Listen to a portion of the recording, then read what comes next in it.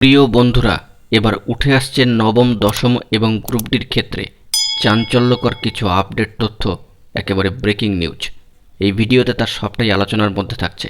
বন্ধুরা, এই ভিডিওটিকে তাই অবশ্যই শেষ পর্যন্ত দেখার প্রয়োজনীয়তা রয়েছে এবং এখনও পর্যন্ত যারা চ্যানেলটি সাবস্ক্রাইব করেননি অবশ্যই বন্ধুরা সাবস্ক্রাইব করে সঙ্গে থাকুন। বন্ধুরা, এবার স্কুল সার্ভিস কমিশন বা এসএসসির তরফ থেকে পাওয়া তথ্যে বিস্ময়ের কিন্তু শেষ থাকছে না।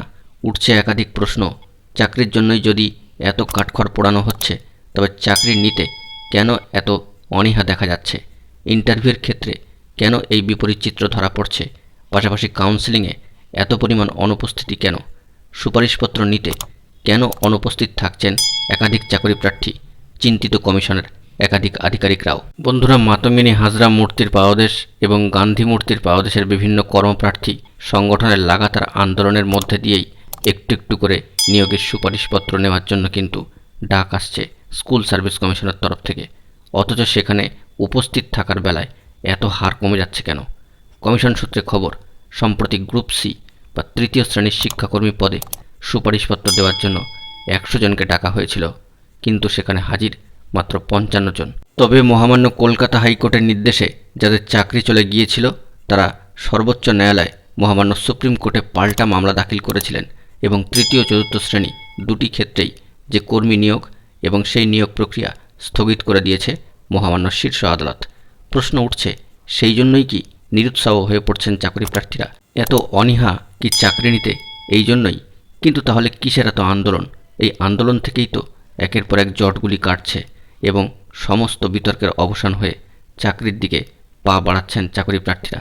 তা সত্ত্বেও কিছু কিছু ক্ষেত্রে, যেমন নবম দশম গ্রুপ ডির ক্ষেত্রে উঠে আসছে চাঞ্চল্যকর তথ্য, যেখানে অনেক প্রার্থী কিন্তু গড় হাজির থেকে যাচ্ছেন কাউন্সেলিংয়ের ক্ষেত্রে। এ বিষয়ে এসএসসির তরফ থেকে চেয়ারম্যান সাহেব সিদ্ধার্থ মজুমদার মহাশয় যে তথ্য দিচ্ছেন সেটি হলো, এর আগে সুপারিশপত্র নেওয়ার জন্য গ্রুপ ডির ক্ষেত্রে 40 জনকে কিন্তু ডাকা হয়েছিল, কিন্তু দেখা যাচ্ছে সেখানে আসছেন 21 জন।